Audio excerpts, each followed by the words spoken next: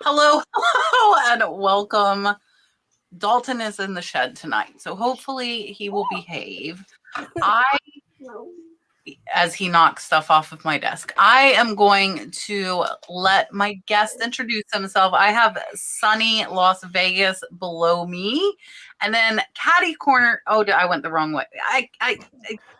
Caddy corner to me is my BFF Dale Flippin Fiasco, and Julian Bearded Thrift, my co-host, is next to me. He's going to steal the show. So no, we're not spitting at them. That's not kind of nice. All right, I am going to make Sonny big and let him introduce himself to you guys.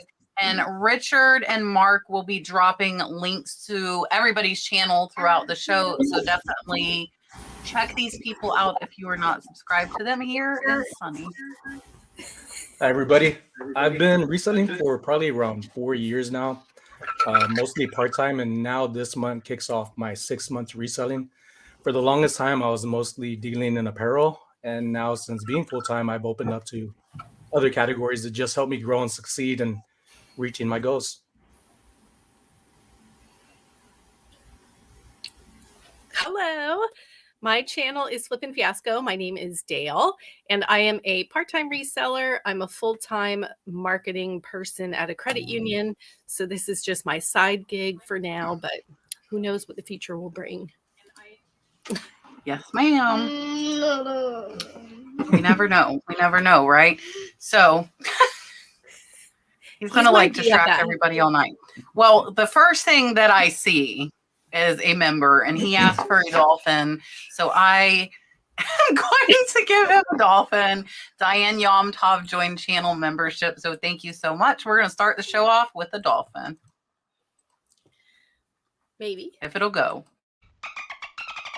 Welcome to the Flipping family. Sit down. All right. I'm sitting. Not sitting. It's not working. He promised he would. I'm like, you could come over once in a while, but yeah, that's what mommy told him. Yeah. Of course, Duncan has to be first every single week. Duncan wants to know, should eBay sellers niche or niche?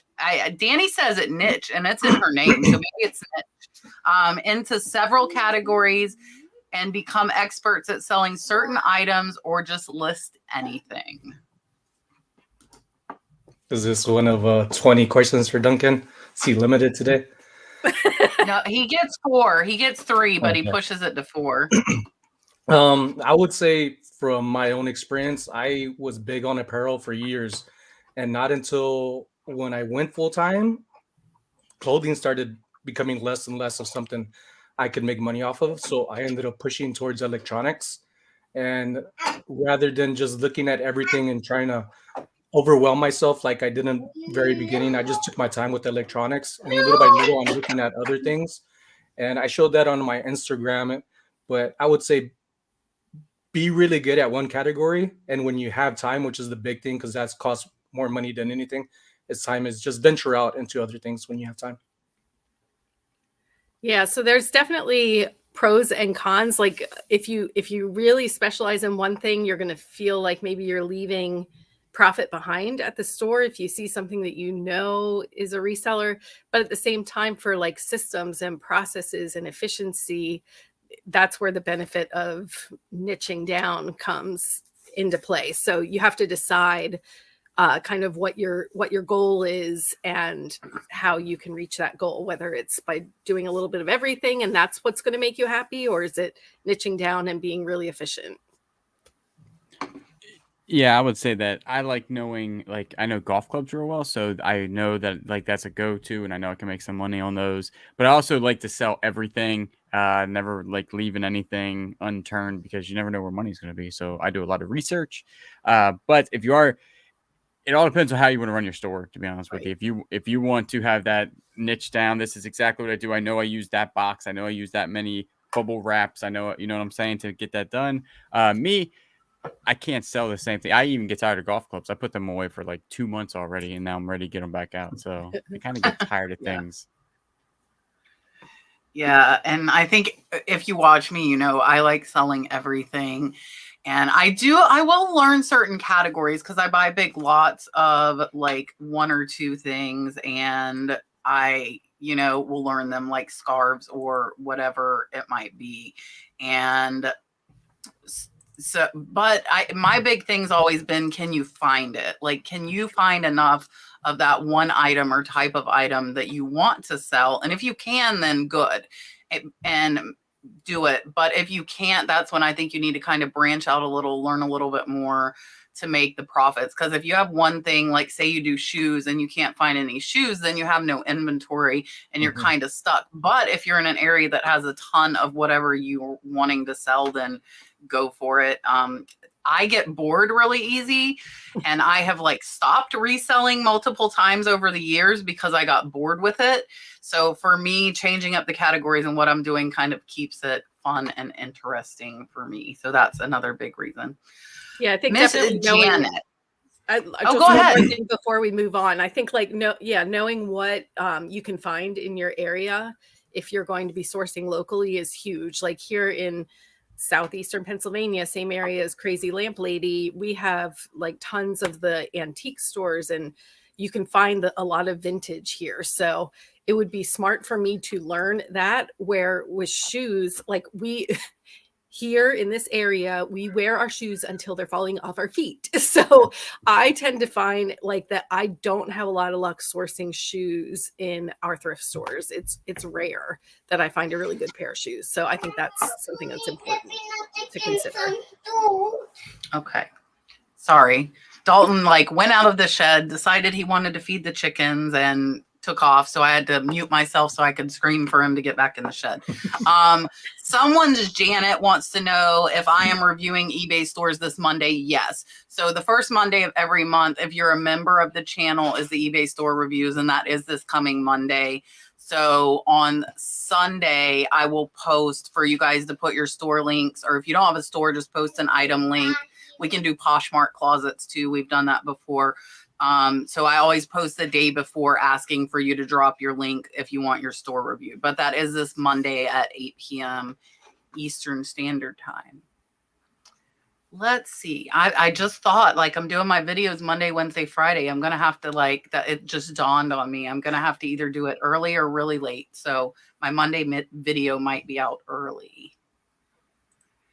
Duncan's normal question, a few reselling tips. And yes, we do know you ask every time. So what are your reselling tips? If he didn't ask, somebody would. I agree. A few reselling tips. If you've been reselling for a while and you don't have a thermal printer, I would suggest getting one. And along with that, I've had bad experiences with the fan labels. I've had better experience with the rolling labels. They don't stick at all. I've probably gone to around 1,000 of the rolling labels, no issues. As soon as I use the fan labels, within the first 2 or 3 is just sticking, and I gotta use alcohol to swab out and cleaning it. But thermal printer is very valuable. It could save you a lot of money, and being a reseller, it all comes down to saving as well. So it's really good on saving paper and ink. Yeah, you stole my answer. I was going to go to the thermal printer because I agree. Like I can't even remember doing reselling without a thermal printer. And it's one thing that you'll never go back once you have one. Like it's archaic to not have one. Julian, you have one, right? I do, yeah. I was thinking, wait, like I think you were a holdout for a while, weren't you? It was like a year. Yeah. It took me 3 years to finally get one. It's killer. So yeah, that is I think a huge time and just patience saver. And then, like I already said, knowing what you can find in your local area or online if you're going to source online, what you're able to find there. I usually always go with, if you're a beginner, go ahead and start with stuff in your house. I usually say that. So I'll say that. Then I'll also say the right box is so important. I just started listing those vinyl, the LPs that I got a long time ago. I bought the right box. I've sold like 6 right off the bat. Like in one day, sold 6. I'll tell you what, it would take you forever to make the correct box. Like going around looking for a pizza box or whatever type of box you're going to make for that thing. But I bought the correct boxes, and it was just a time saver. It was well worth the money. Like the first 6 paid for all the boxes and all the records that I had. Yeah, I agree, because I've sold like just like here and there a couple vinyl records, and I like sweat it out every time I see one sell. I'm like, that's great. I don't know if I have a box. It would be very hard to make those boxes. Oh, The ones I yeah. have are perfect. They just fold over and they're perfect. But if you didn't, that would be a pain to make. Mm-hmm. Yeah, I think for me, and I say this a lot, is buy low. Like Julian said, get stuff free in your house to start. But I think one of the biggest mistakes when you're first starting out, you don't realize you have fees and you have the cost of shipping and you have the cost of time. So like for me, I typically like to buy at like 10 to 20% of whatever I'm going to sell it at. I will pay up for like higher dollar items, but typically I like to stay in that 10 to 20% range. So I think buying low is pretty importante. Jeremy wants to know the best non-global burger chicken joint. Non-global? I don't know. I've had Burger King in Iraq, so I wouldn't know. Is Chick-fil-A global? I don't know. I don't know. This is like the question that's going to stump us all night. Yeah, right. Non-global. I don't think Chick-fil-A is global, is it? I'm gonna pass this to Del. Yeah. We're gonna all like pass. I would say Chick-fil-A, because I'm not sure if they're global, and if not, then I would say like I always love like the barbecue and the burgers at like those Twin Kiss. Like, do you guys have Twin Kiss around you now? Okay, yeah, I don't Definitely know not global how to there. describe them. I was gonna say Chick-fil-A. I 'Cause I don't know if they're global. Is there Chick-fil-A globally? We're going with Yeah. Yeah, and I don't know. I don't go to a bunch of burger places. We have little ones here in town, 2 of them owned by like the same company called Ralph Burgers, but that's like not even like the whole state. That's only here in my tiny town. like here in Berks County, it's Shells. Like, but that's like a Twin Kiss. That's only there. See, I bet that's like Ralph's here. I bet it sounds like it's like Ralph's here. So yeah. Okay, I have to look this up. I don't know if you guys do. And if you have to look it up, look it up. Duncan wants to know, how have our sales been and what did we do for the month of January? I don't think January was not a fantastic month for me, but I blame it on me. Like I wasn't doing what I need to do to make it a great January. So I'm gonna skip. And I know I'd already like I skipped you, Sonny, because Not I a problem at all. You're just gonna revert back to him. Like I think immediately, this would have all opting out. different answers anyways. For myself, what I've been doing lately since I've been a full-time reseller, now my 6th month kicking it off today, I've been trying to do my best to source better items that have better turnover rates rather than before when I was part-time and having a job. I had money that I could afford to pretty much waste in a way, as bad as that sounds. But now that I'm a full-time reseller, I try to make the money work faster. So the turnarounds on things have been a lot better. And the prices that I'm buying things for, well, the amount of things that I'm buying is a lot less, but I'm making a lot more with less. So that's kind of been my thing for January. Even though sales have been slow, I've been still meeting my mark of around 1,000 plus in sales weekly. I did almost the exact same because I printed all my stuff out for taxes. And last year I did 7,900 gross. This January I did 8,200 gross. Wow. So I, for the last 31 days, I'm at $16,431. Can I borrow $1? And for December, we were at 20,000. And also, here's a crazy thing. Like Etsy's been, I think Etsy's over 2,000 this month too. So we're still actually close to that $20,000 mark in sales. And I've almost deleted all my Poshmark listings so I can start fresh. So I'm actually excited about getting back on Poshmark. They should all be done by the time I go back in the house, where Friday my mom can start cross-posting to Poshmark, because I have got 2 new coaching students that both are primarily Posh, and like they're killing it on Posh. And I'm like, I got to get back on Posh. And they do like glass and vintage and collectibles like I do. Neither one of them focuses on clothes. And like one of them made over 10 grand last month on Posh. And I'm like, I got to get back on Posh. So yeah, and then we like for the whole year have done on eBay 88,000. So Nice. not too shabby. That's just No, that not at all. account. I think we had the second account open for a little while, and then all of the other platforms. So not too bad. You want to click on one of those super chats, Julian? There was one before it. There was a $5 I saw. Yeah, I see it. Here, Do you we'll want give that one Mark. first? Mark can go first since Mark helps me so much.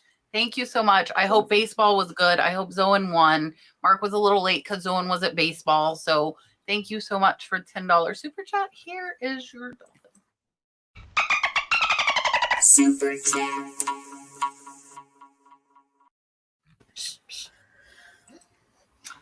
Dalton is like attacking the dolphin on the screen. It's being very strange.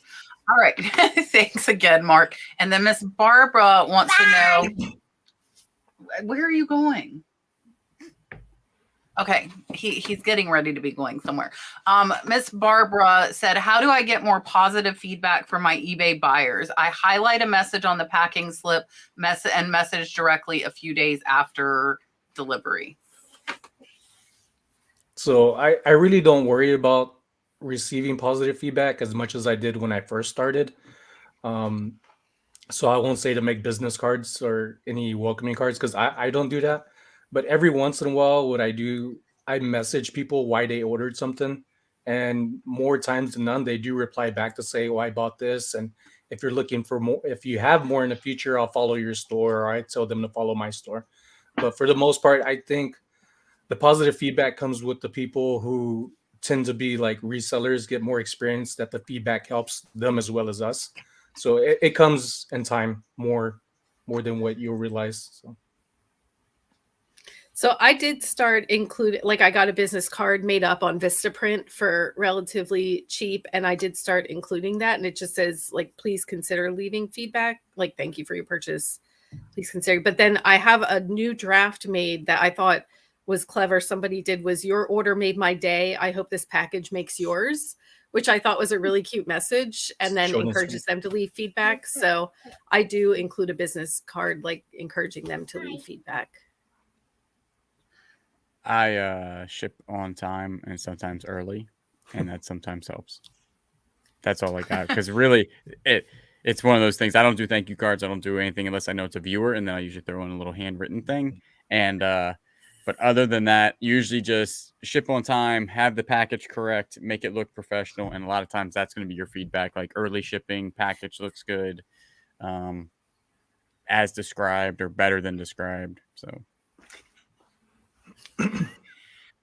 And I am like Sonny. I do not, and Julian, I do not worry about feedback. But I'm over, I think I'm close to 3,500. I might be over 3,500 feedback. So and I would say probably only about 20% of people leave feedback, and I would rather not hear from them because you tend to hear more from like the upset people. So I figure if they don't leave feedback, then most likely they are happy, and I just leave it at that. So I tried doing the cards for a while, but I stopped. I feel like it's an unnecessary expense, because I feel like if they're going to leave it, they're going to leave it. And if they're not, then they're not. But if you're new, I would suggest buying like low dollar stuff to build your feedback up. So when you need pens, or you need Post-it notes, or you need highlighter, whatever you need, buy it off eBay from different sellers so that you can get feedback built up that way. And for those of you really new, typically after about 15 feedback is when those spammers will go away and leave you alone. So true. buy 15 $5 things, and you're like buying yourself a ticket away from the spammer. So that's what I would say about that. Miss Diana, she wants to know, Kat, are your items ever for sale at their full price, or are they always on sale? And for everyone else, do you run sales? So I'll let everybody answer, and then when it's my turn, I'll answer as well. If they're always full price or on sale. She's asking, do you run sales? The first part's for me. I know what she means. So that was one of the things that I did change, because like I mentioned, I was part-time, And part of me being part-time for years, I had everything just at a set price. And not until I went full-time, I opened up to or better offer options before I started doing sales, because I felt that people were already watching them or I was getting the views, people were going to ask for offers. So I rarely do sell markdowns, but I will promote more than anything with maybe 1 to 3% of advertisement with the or better offer option available.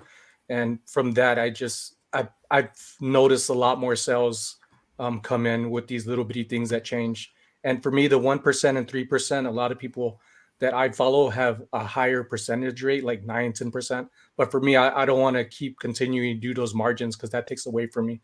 So 1 to 3% is really like my golden number to be using in sales. I agree about having best offer on. I definitely usually have that on to and price. Like I've priced things up a little bit that I know I have room to send an offer when I'm able to. So, and then I finally did open a store late last year, but I haven't run too many sales because like I have a few items that I know I wouldn't want to put on a sale and I don't want to screw it up. Like I'm kind of scared. So I want to be able to take the time and make sure that I understand what I'm doing. So I have not run many sales. I do run sales, but it's usually like maybe once or twice a month, and I only run them for 3 days, and they're usually above 15%. 15% to 18% is where I usually run my sales. But I usually mostly once a month I'll do it. January I didn't run one, so I'll probably run one soon. I said I was going to last time, but I totally forgot. And yeah, and then but it's usually a couple days, 3 days max, and then 15 to 18% is where I usually do for sales. So my items are 10 hours a week available at their full price. I run sales Monday through Friday, like Thursday at midnight, and then it kicks back in at 5 a.m. Friday until Monday.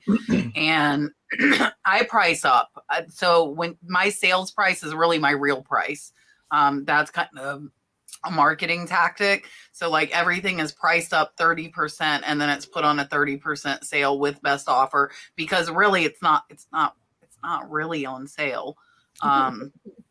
That's the price I want to get. So like there's still room for offers and, you know, like accepting best offers as well as sending them. And I don't believe in doing it more than that, like 4-day length, because I think it gives buyers kind of a push to buy, because they're like, oh, the sale's going to end in 3 days, I need to buy this now, or it ends in a day. So it like causes that urgency, and that's why I do it. I've said over and over, not a ton, but I've mentioned like stopping doing that because it like bugs the crap out of me at antique malls when people do that. They like mark it up and they're like, oh, it's 50% off, but really, you know, it's not. So I'm like, well, I'm doing it, but I hate people are doing it. So but I still have not. So yeah. But I feel like at antique malls, you have the same people like coming in that they see like that's what you're doing. Where I feel like with eBay, somebody's looking for something and they see like, oh, it's 20% off. Like I think it's a little different. Like you're not the same. Yeah, because it's not like they're repeatedly looking at it. Unless they were like watching it, then they're of course going to see like, oh, this thing's always on sale. I will say that it has surprised me, and a few things have sold at that full price, which means they sold at 30% higher than what I wanted to get. Like, so that had to happen from like midnight to 5 a.m. It's like this short window twice a week, and they've sold, and I'm like, why they pay so much for that? But I mean, I'm not complaining. It's like getting a full price sale on Posh. I'm always like, what? Right. Like, what are you doing? So yeah. I'm just like, my ways are working, so I don't want to change them. You know, like I'm doing very well with what I'm doing, so I don't change it up. If sales get low, then I might start like playing with things. All right. Rebecca Davison, there's no D there, sent a $2 super sticker. Thank you so much. Here is your dolphin. Super chat. And I see the chat answered this. I'm just going to pop it up and reiterate what Jeremy answered this in the chat. When you have free 30-day returns, does that include international shipping too? No, it does not. There is an option on whether or not you will take international returns. I will tell you, I have that off. I do free domestic. Yeah, I do free domestic 30-day, but I do not do free international. Same. Yeah, I don't have international returns for me to pay for it. The buyer would probably have to struggle through that with eBay. But for domestic, I do have where the customers pay for the return. And that's another thing going from part-time to full-time, that I used to have it where there was no returns. And I found a lot more issues with returns when I had no returns, because it's easy as, the loophole of not as described. And when I turned that off, and a lot of people know that. And as soon as I changed it to returns, I actually had way less issues. I probably average maybe out of now 75 items that sell, I get a return request. Yeah. And I think, Julian, are you, I heard Dale say she has it off. Do you have it off too? I do. Yeah, I don't have.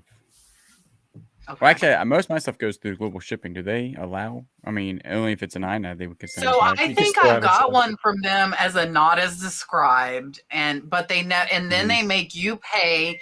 Like, you would have to go to like Pirate Ship and like buy the label, get the PDF, send it to them. So they can still do that internationally, unfortunately. Jeremy wants to know, what do you think is eBay's clumsiest feature that really needs worked on and or fixed? I think the bar scan. That's one of it'll work off and on, and at times it just stays frozen, and it could be the only app that I have open. I wish it was a little better. That if it could scan things, it could bring other things up like Google Lens to compare, rather than just that item alone. Yeah, I was thinking about like when they keep adding these required things, and they put them on like the old listings too. So like, it's fine if you want to expand your required items, but just make it for items listed from that point forward. Don't make us revise all these things that have been posted. 2. One would be give me back my camera and make it as good as Google Lens, because my camera's gone. And another one, if their background was just as good as PhotoRooms and you could like switch things around, that'd be so great, because then you wouldn't have to like PhotoRoom it, then put it into eBay. But they're those two. They're my favorites. Yeah, I think, and like, I think it's probably the specifics causing it to happen, but like, I hate stuff that's not related to what I'm looking for coming up in searches.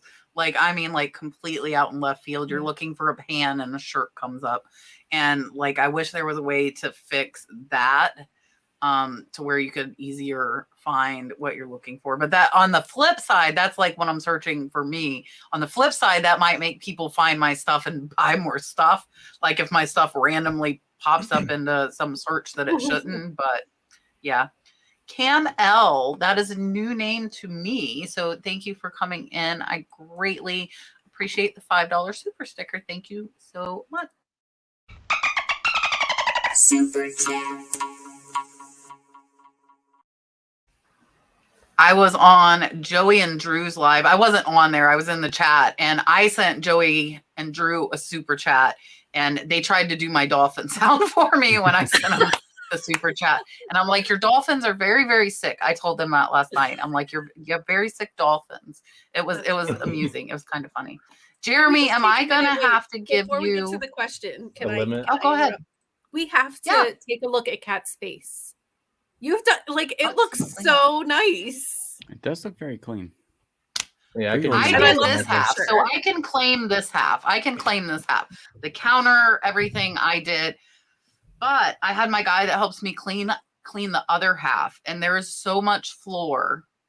Like, we have not seen this much floor in months, and I think he just moved it all to one side, but that's okay. Like, it's just out of sight. Like, there's a floor you can walk. In here though, I actually like organized stuff and cleaned it.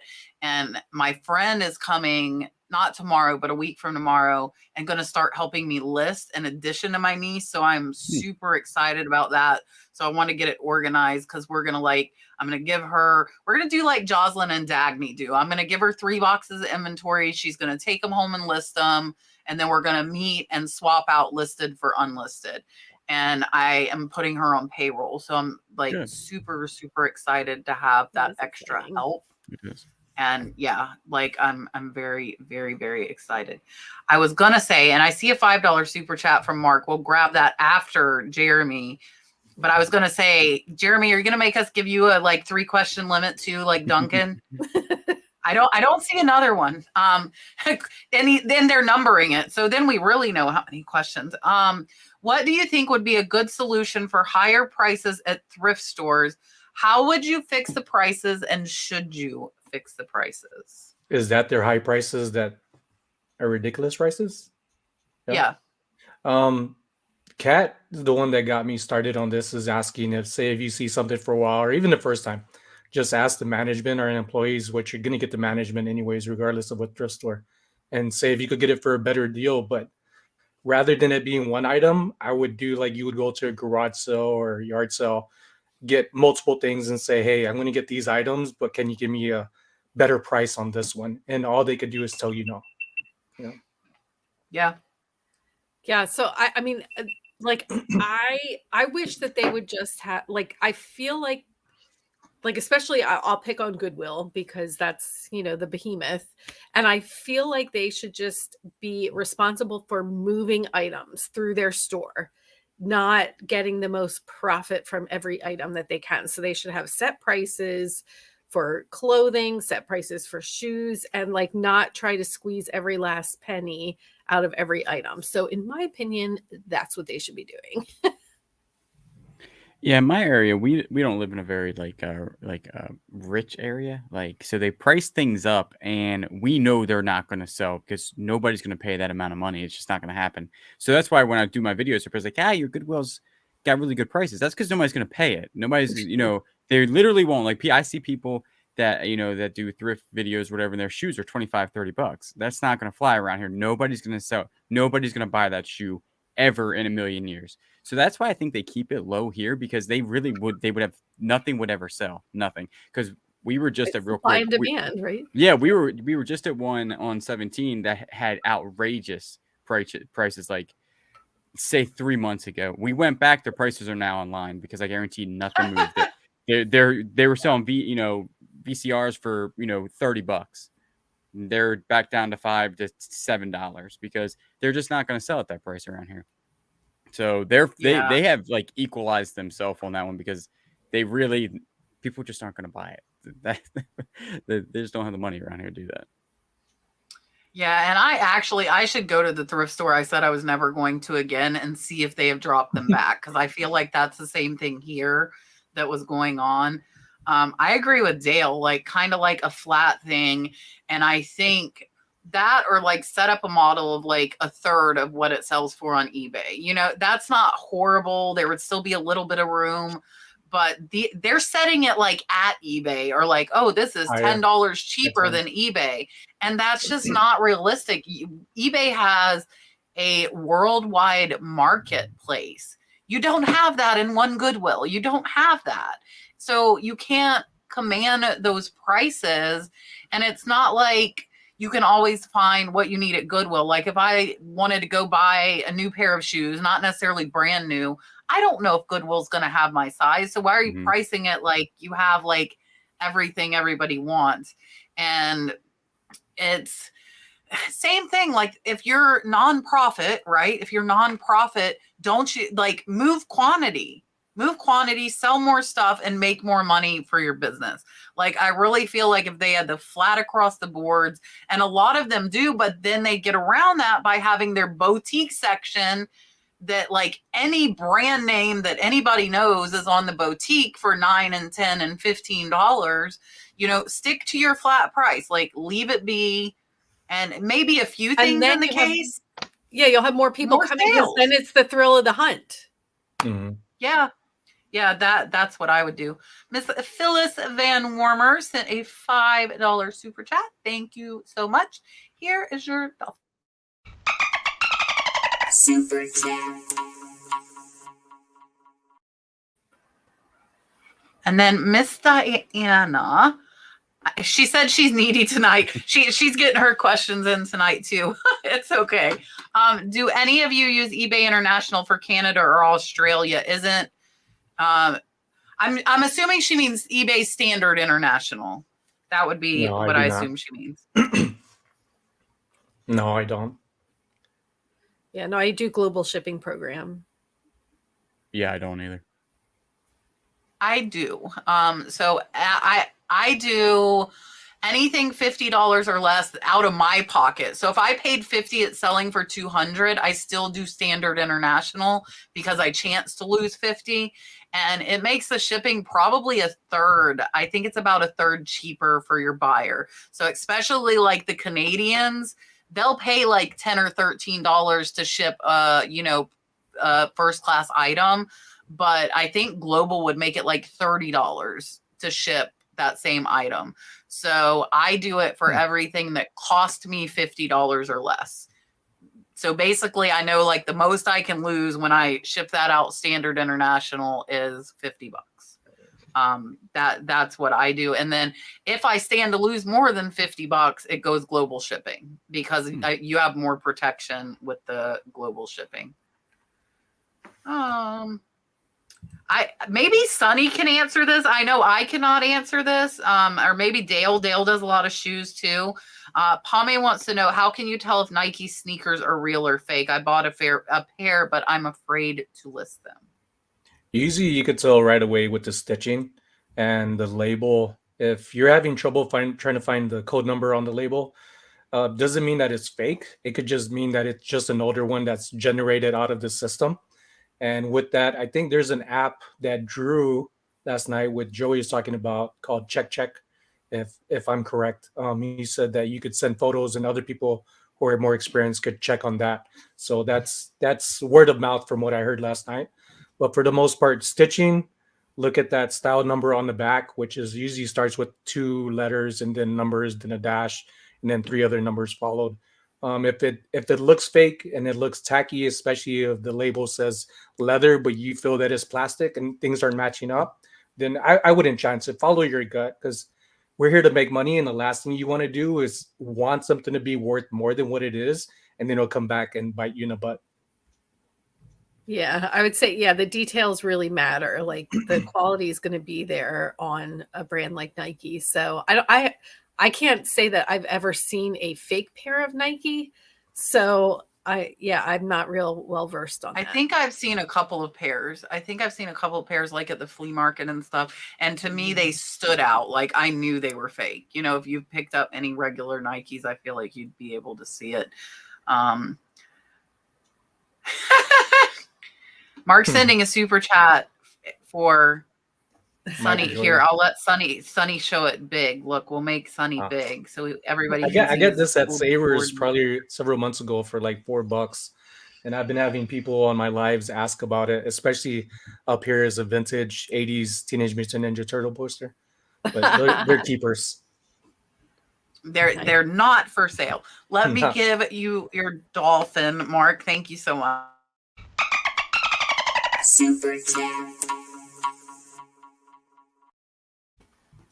And I think I saw Steve-O too, right? You did. Mm-hmm. I did see Steve-O. See, like if there are people that have been around my channel a while, I know the picture. Like all I see is this tiny little dot, but like some people I know who they are, like Mark and Steve-O I know. So Steve-O said he finally bought something from HiBid. That is awesome. I right before we came live, I just won $1,139 on HiBid. And it is amazing, amazing. I'm like, Tommy, you clean the shed and I'm gonna fill it up. That's what I told him today. I'm like, thank you for making room. But it's all high dollar, and that is awesome. Good night, Steve-O, if you're still here. Thank you so much for the super chat. I will give you your dolphin. Here you go. Super chat. I appreciate it. I see Marsha asking if Mark is going to be here. I'm at 8:01 to let you guys know. So I'm probably going to start. Sharon, you do not need a wrench. You do not need a wrench. Those are my moderators to keep the crazy trolls out of the chat. So you don't have to have a wrench to chat. You can just chat. And you don't have to have a wrench to ask a question. Those are my people that help me out. And I know, does anybody know about this? I'm going to say first, I do not, because I am not a bin shopper. Has anybody heard that the bin stores are stopping people from making YouTube videos? Here in Vegas, since I've been reselling 4 or 5 years now, we've never been allowed. The first time I tried, even with my phone, they're like, you can't record here. So I asked the person, like, what if I record in the corner away from everybody, just like my cart? But I'm going to say it probably started from the TikTok video that's been generating around, where one of the employees picked up around like several pairs of off-white shoes, and they're recording them, taking them out of the bins after they pulled them out, which if anything, they should have got them behind closed doors and not made it a scene for themselves, because I actually saw that. What are they doing with that? And as a company, if I was to see that, I wouldn't question the recording. I would question where are those shoes at. Because if they're going to the employees, then I would be checking up on what the real standards are, like, and what the purpose is of us being eBay, or not even just resellers, collectors, people trying to bargain shop, compared to them trying to take the money for themselves. So there's a lot of questions that I'm pretty sure that brought up. Yeah, I bet. Yeah. And I don't. Does anybody else have anything else on that? Mm-hmm. No. Yeah. Oh, did you go ahead? Hit it. We're clicking at the same time. Tip of the mitt flips. So I will tell you guys, Drew, Tip of the Mitt Flips is going to be one of our 2 guests on next week. So I'll go ahead and spill that cat out of the bag. Any tips for dealing with the nightmare that is credit card chargebacks? I've only had 2, I think, since altogether, and for me, it was pretty much compared to a return. There's nothing you could do about it. And as long as you've done your part, you shipped it to the person, it's been delivered.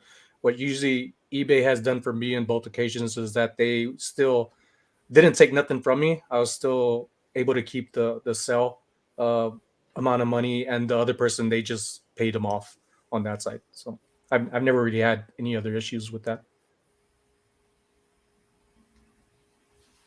Yeah, I don't think that I've had any, to be honest. I had one early on before the whole $20 thing. It was way when we were doing PayPal, so it kind of was handled completely different. But since the newer thing, like even since I've been on managed payments, I actually haven't had one. And I've had 2 since I've been on managed payments, and it took forever. Like, I want to say like 3 months, but I actually won the case in both of them. And I think both of them made the mistake of they left positive feedback, and that probably hurt them. So like, you can't say you didn't buy something that you purchased, it gets shipped to you, and then you leave. Oh, I love this, blah, blah, blah. So I won them, but I feel like it took 3 months. So those funds were like frozen for 3 months. Neither one were high. I want to say like $30 and $60.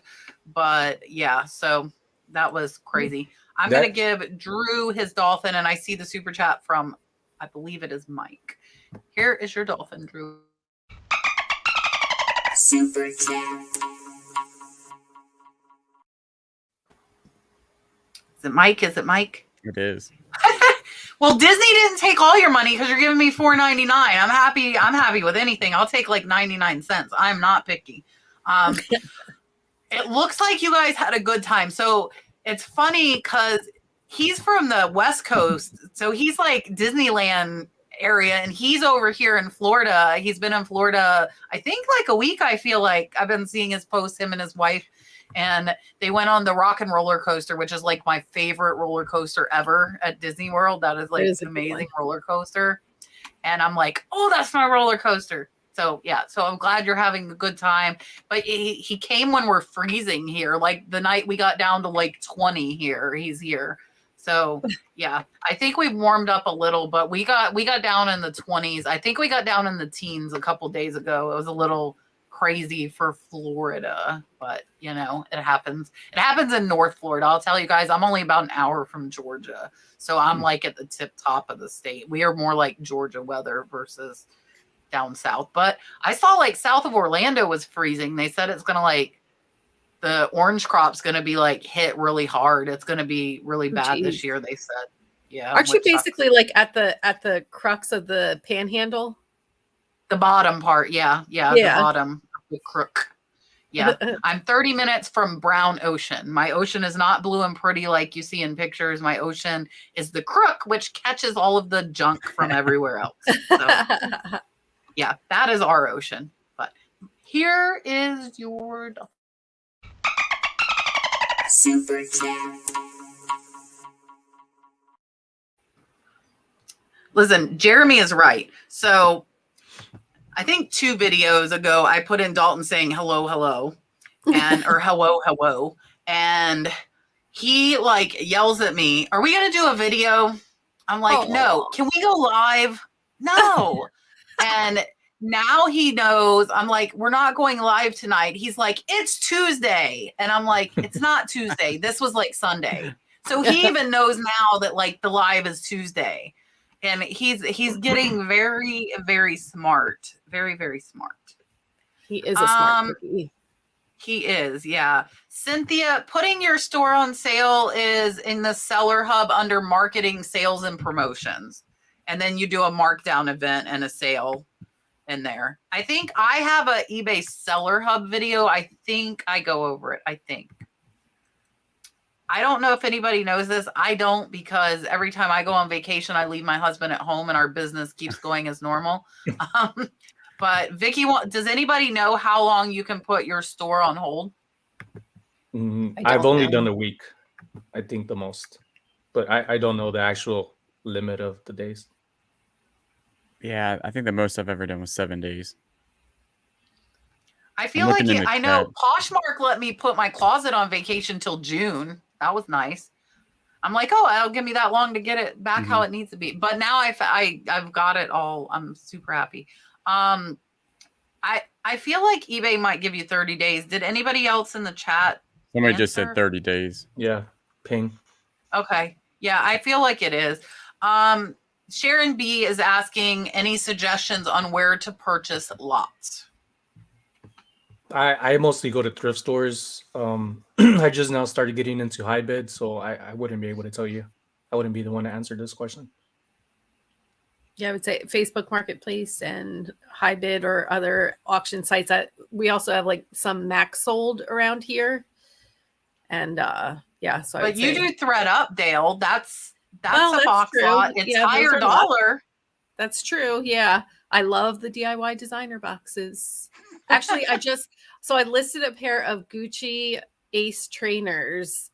Those white ones you cleaned? Yes. Yeah, I'm like, clean? For $350. Somebody sent me an offer for $250. I was like, oh, I've been sending offers for $299. So I countered at $275 and they're not answering me now. Sometimes it takes a while. Sometimes they go. They're thinking about it. Yeah. I know. Lots. I like high bid, that online auction stuff, but also I lot a lot of things up at yard sales, garage sales. If I can buy one, if it's good enough to buy one, it's usually good enough to buy it all. So that's my motto at a yard sale.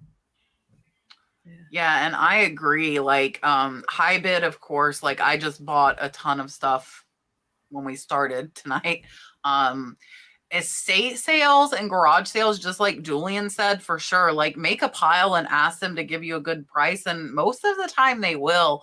And then you can also, like, I bought lots from thrift stores. Like I bought a whole bin of Disney beanie plush because I went to them, and like they normally don't accept offers. I'm like, I will give you $150 for that tote. And she's like, this is for charity. I don't think I can say no. And she let me buy it. So if you see they have a bunch of the same type of thing, I wouldn't neglect to ask them. The worst thing they can tell you is no. but Hybid's definitely a good one. I haven't done Shop Goodwill in a long time. Somebody commented on one of my videos that it's different now, but I haven't had a chance because I'm really trying to get into the higher dollar stuff. Like the stuff I got tonight, I think like nothing should sell under like $50. So yeah, that would be my advice. Listen, O'Shan, she corrected me. And not in a bad way. She said I'm like the only one who tries to pronounce her name. It is O'Shan.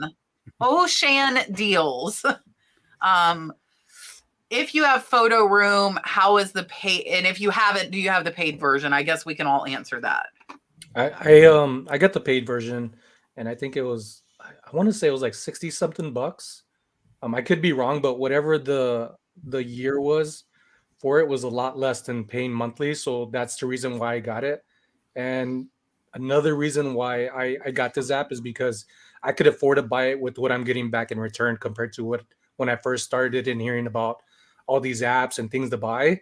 I've been using eBay as a goal to resell, to say, hey, I want this, like say the thermal printer, I'm going to sell some stuff, even though I have the money to reach it. So I've been using this at stepping stones.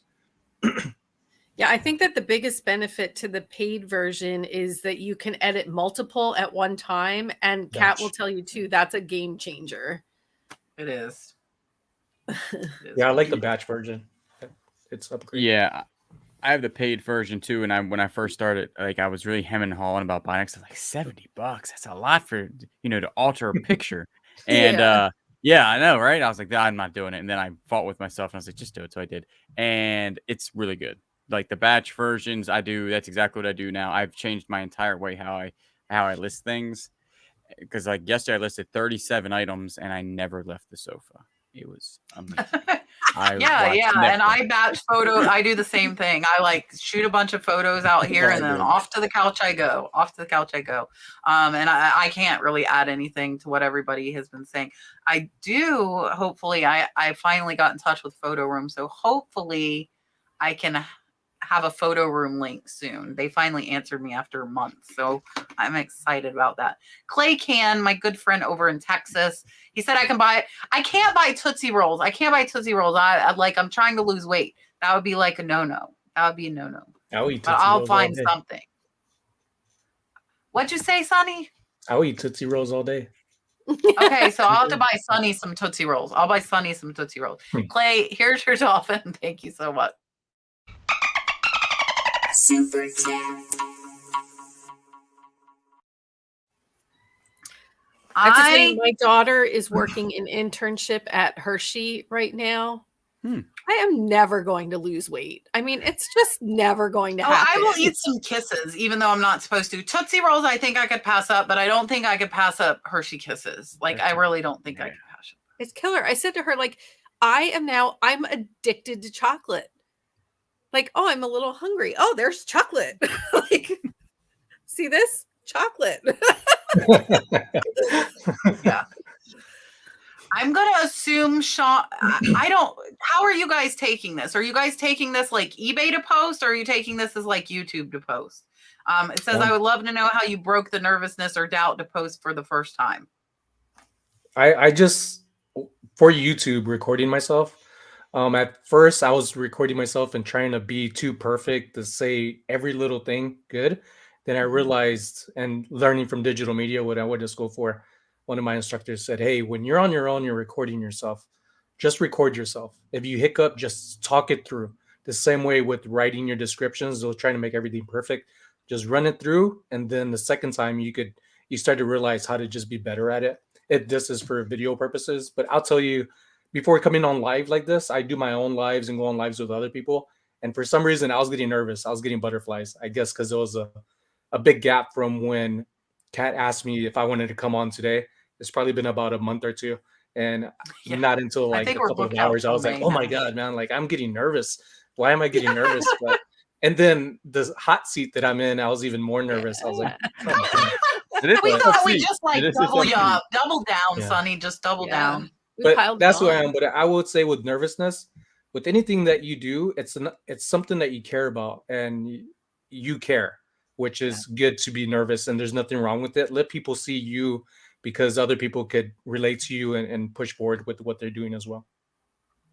Yeah, there's a great book that has like the ultimate title that is everything that you need to know, which is Face the Fear and Do It Anyway. Mhm. And that's where it is. Like it might seem scary and it might seem daunting. You might be nervous, but you just do it. So in Michael Jordan over there, just with Nike, just do it. Just do it. Yeah. Yeah, OG and Z just said, just do it. Nobody cares, and be who you are. Like you are who you are, and that's so true. Because on one video, you can, you can do say whatever you're yourself.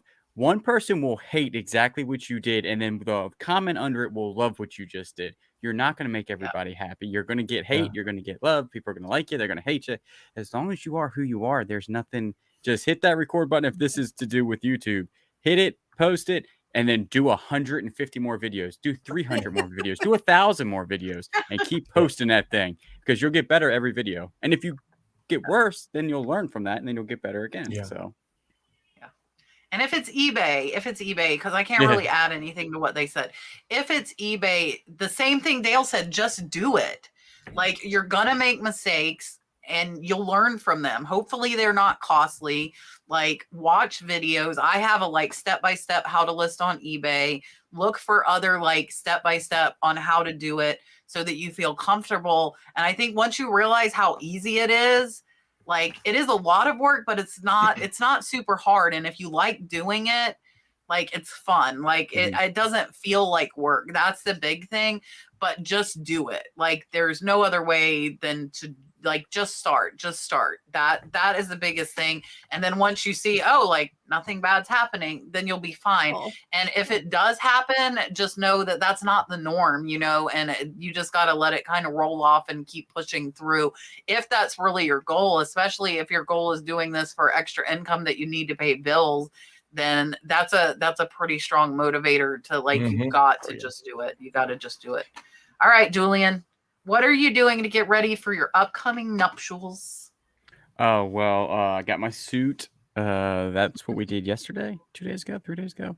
Picked up my suit, got that thing ordered in, and then I just got fitted for it. But everything else is done. I've done nothing. Like, me personally, that's the only thing that I've actually done, is that I went and tried on a suit. That you actually did. That I actually did. I have a lot of other people doing a lot of other things. Heather Super Poppins wants to know, do we promote all of our listings? No, I don't promote all of my listings, and the reason for that is because you're gonna have some items that are just, they're gonna sell, whether the actual numbers for the turnaround that they could be, and some is just a gut feeling that you're like, they're gonna sell like in 2 hours. So I do not promote the items that I feel are better off on their own compared to the ones that have been sitting around for a while and need a little boost to get more eyes on to possibly sell. Yeah, same. It's not hard and fast. I promote everything. I've promoted some and I've not promoted, so I don't have a hard and fast rule of what I do. Mine's pretty easy. I do eventually promote everything that I list. I give it about 2 to 3 weeks, and I let some build up. Now, again, like, I just posted, a whole bunch yesterday and a whole bunch today. And 3 days from now, I might do my round of promoting. Like, it's going to come in, and they've only been not promoted for 3 days, but there's some been not promoted for 3 weeks or so. So what I do is, like, every 3 weeks, to clear that little thing that Kat says, the little button that says, hey, promote this much stuff. I'll go through it and I promote, and I will usually promote. I'm up to like 3-4% now, 5%, somewhere around there. It all depends on what that little thing says and what mostly I yeah, and I think I've heard that like the 5% is where eBay will push it out to Google for you. So you get seen a lot more. So I do trending rate plus 3%. I promote really high.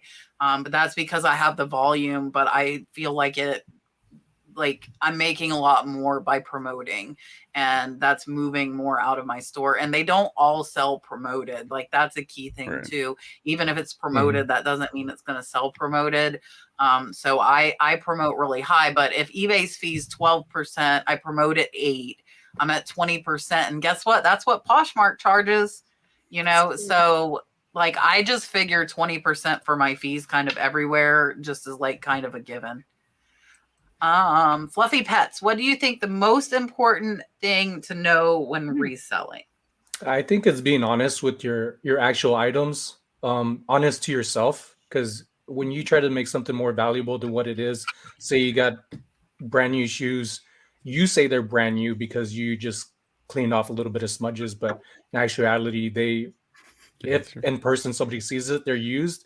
Just be honest, because that's what people are buying things from you for, is your honesty based on your photos and description. And you don't have to have the best background, but if you are genuinely trying to do good, be a good salesperson, then you'll see that you're doing good. Yeah, I think that's good advice. Is know the value, do your research, because like some of these designer shoes that I just recently listed from my ThredUp designer boxes, I had no idea that they would sell high. And then there are some that I think should sell high and then find out that they won't sell high. So you have to do your research. Definitely. There's so many important things, but one would definitely be, is shipping, just getting your shipping down, like really know what's going on with the shipping and how flat rates work and how other things work if you're shipping heavy items and oversized boxes, and how to correctly weigh stuff and measure stuff and get all that stuff figured out. It's not too terribly difficult, but that stuff can really mess you up in the long run.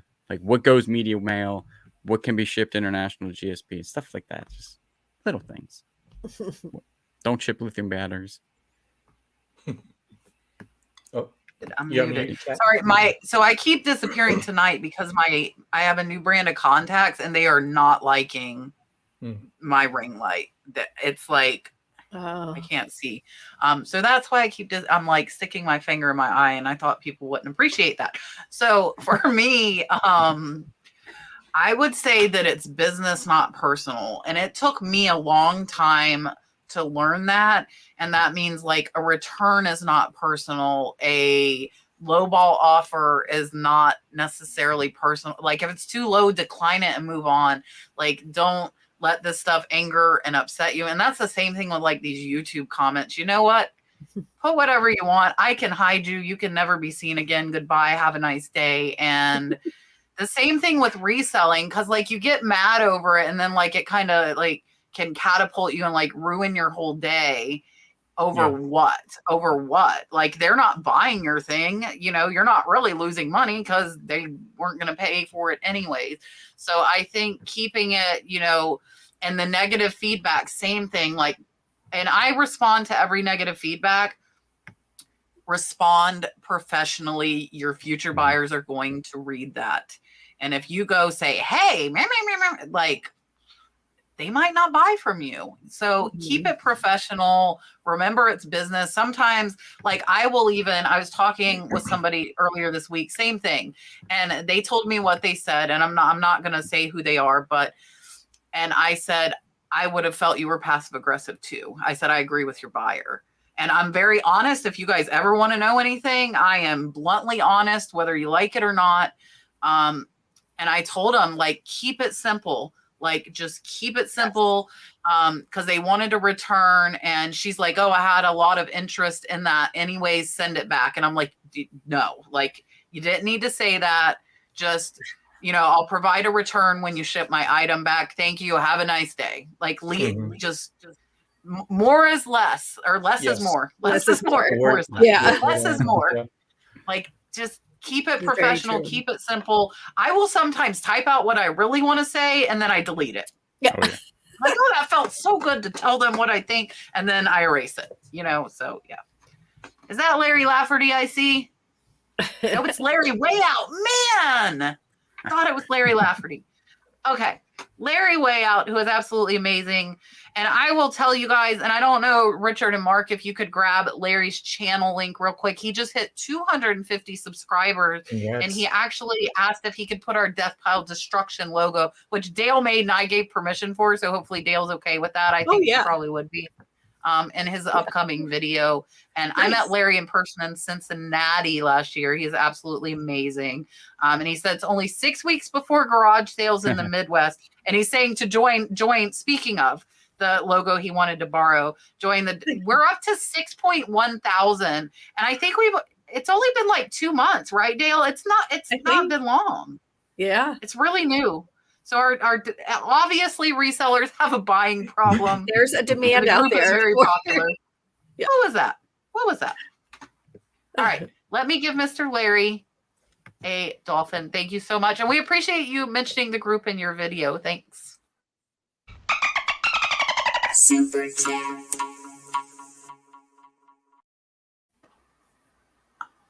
Mr. Richard, thank you so much for all you do. If you guys don't know, Richard Otnip Draw Flips, who is on the screen, and Mark OG and Z are like my two main moderators. Those guys are here for me all the time, even when I decide to do a 4-hour Friday night haul and they're like, are you ever going to bed?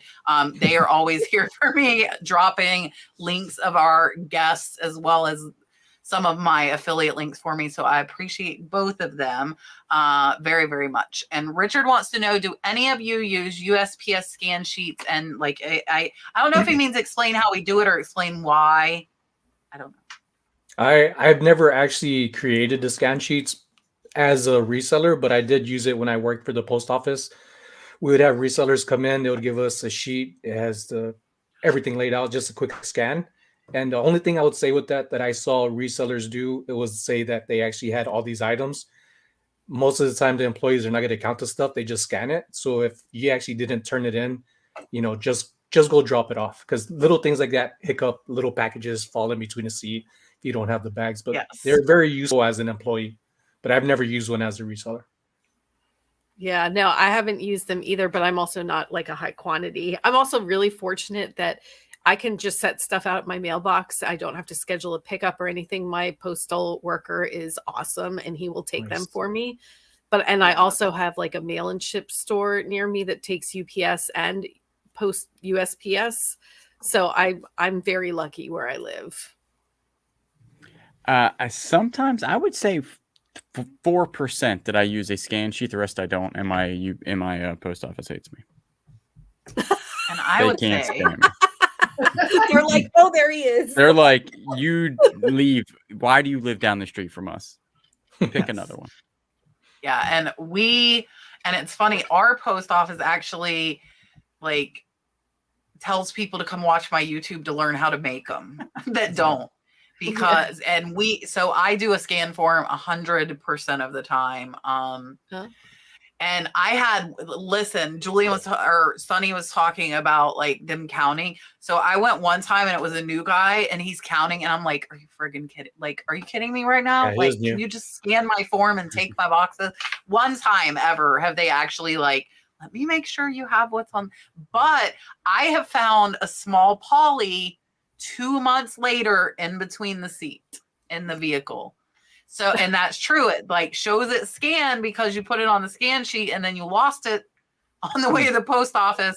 So yeah, just be careful. And then I brought it and they got it.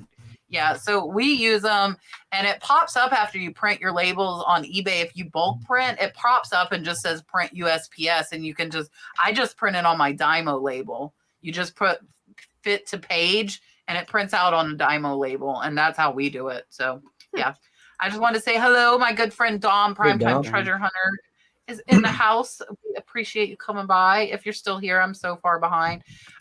Does anybody know the answer to this question?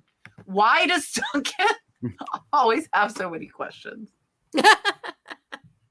He's a curious guy. I always see him in the live chats and I always hear right off the bat him being limited, but it's always surpassed that amount. And I will say Duncan is my main moderator in my Death Pile Destruction group. So He is Duncan, awesome thank over you there. too. You can ask your questions. I don't mind because Duncan does like the group challenges for us for the week. Duncan does so much for us in the Death Pile Destruction group that I never asked him to. And I really, really appreciate that. So thank you, Duncan.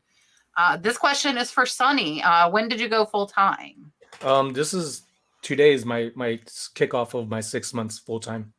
I could have went before. I've been doing this for like 4 or 5 years. I don't remember now. And I could have went a lot longer or a lot earlier to go full time. The only thing was, like I tell people, I was trying to get my wife to sign the permission slip. But when I couldn't get that down, I was having issues with myself and at work to where it's like, why am I doing this when I know I could do this full time? And why I went full time was because the money I was making showed that I could easily cover the bills and also save at the same time and continue to resell. So being a full-time reseller for me isn't as easy as I thought it was going to be, because I realized there's a lot more work at home than what there is doing full-time. So full-time isn't just full-time reselling, it's being a family man, it's taking care of other things, other family outside the house. So there's a big responsibility and a lot of titles that a full-time reseller carries. Yeah, your wife's like, now you're home. I need you to do this and this and this and this. Yeah. I have a question while we're on Sonny. Can you show us your logo that's on your t-shirt? I love that guy. Where'd you Okay, get I'll it? make him big again. You're getting a big screen. Now you have Hold to on, take let the me take comment that off. Hold on.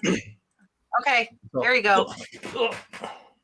That's so awesome. Did Yeah. somebody make that for you, or did you do it yourself? No, so I'm a graphic designer. I've been drawing characters since I was a kid, since Oh, I could cool. get paper from school, drawing on the back of it, anything. But when I got out the military, that was another thing that my wife pushed me towards. She said, "What are you going to do when you get out of the military?" And I said, "I don't know." She was like, "Well, how about you go to digital media?" And she explained to me what digital media was, how I could go hand in hand with my artistic side. Just learned it digitally, and ever since then, I've been trying to brand myself. I used to have a clothing brand, but then when I went full-time reseller, came back because I was gone after a year. I said, if I'm going to come back, I need to do something that's going to be more me. And just branding is one of those little things. Like, I have them on Amazon, but it's more just for me, just to, when I have a video, people are like, I know it's you wearing your own t-shirt or your icon on Instagram. Right, It's just yeah. branding. I think it just helps. And Oh I yeah, like it. definitely. Yeah. I love it. Yeah, that makes sense. Thank you. Larry wants to know how many items I have on my store. I have 3,846. Hmm. So almost, we're closing in on 4,000. I have 366. small seller. That's not because there are a lot of people that are like under 100. That's not that I know. small. So I should preface up. I say like sucky seller. Because probably 200 of those items have been listed like 2 years now. So clearly they were not the best. They'll pickup. sell eventually. Eventually. Just leave them I'm there. learning. I'm learning. I'm nowhere near ready to go full time. I'll say that. T Peddler says, haven't gotten into Posh yet. So if you sell on Posh, give something on Posh.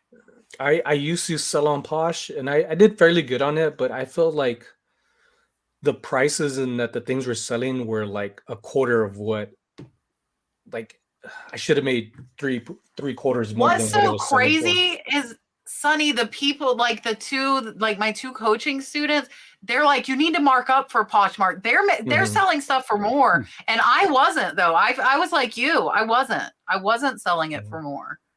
Yeah, I did really good on it. And it was a lot of things that I got from the bins where I'd buy, say, something for 50 cents to $1. Because when I go to bins, it's not because I want to get a lot of stuff. I just happen to find like a whole cart full to where everything's about 50 cents to, say, $1 the most, where things would be selling for like $15 to $20. I did really good. I just ended up stopping because eBay ended up being the dominant one of showing faster returns for a lot higher value items, with people asking for a little less offers than what I was really wanting. Yeah. So for me, like Poshmark was where I started. Like when I decided to start really focusing on reselling, Poshmark was like, I felt easier to get started because it took like the shipping conundrum out of the equation. Like it made shipping super easy. So that was like the thing that I liked about Poshmark.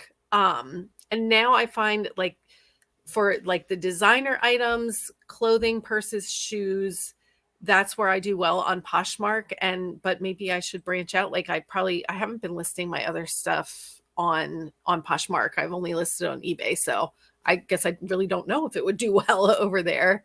But it Yeah. does require a little bit more of your time. But there are now like Chrome extensions and things that help a lot with the whole Poshmark sharing thing. So I will say I use Closet Assistant.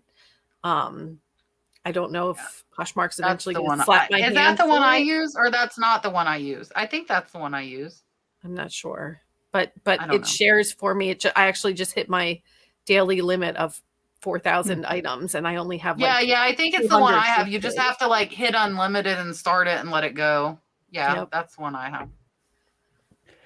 I don't sell much on there. I started and I listed some stuff and I never took it down. But I will tell you this: I don't know if Poshmark, like you said, is getting bigger because I sold like 3 things in a week. I didn't have those things; they had already sold months and months ago on See, eBay. that's why I'm deleting everything, Yeah, because I have now to do that too. I'm listing out from the List Perfectly catalog. So Mhm. now like everything that will go on Posh will be in the catalog and easy to Smart. remove, because I was getting the sales. I just had already sold the stuff. That stuff's already been gone. Yeah, so for me, there's 20% fees, but it is pretty easy. They don't want the specifics eBay wants. Mhm.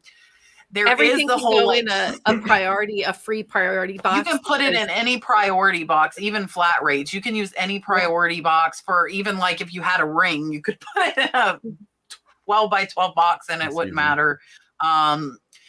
But like the social aspect, I feel like even when I forgot to like start my closet sharing, I still got sales, because I feel like if you have stuff people want and it's something that's not on Posh much, like the vintage stuff, that's still kind of new over there. So like that's where I think like if you've got glass and housewares, I think it's still kind of new on Posh, so you have a better chance of selling like the collectibles and stuff over there, because it's not, you don't have as much competition in those categories. So that's what I would say. I just want to say Christopher hit $303,000 in eBay for 2021. That is That's impressive. absolutely amazing. That is amazing. I'm curious. He'll have to comment what types of items he's selling. Yeah, Chris, Lots. I know he bought a cross stitch tablecloth for me and some hankies, and I don't know if those were like for him to resell. I don't know in my live, but I don't know what he said. That's an interesting question. You should tell us what you sell, Christopher. Julian, if you see him, tell us. I will.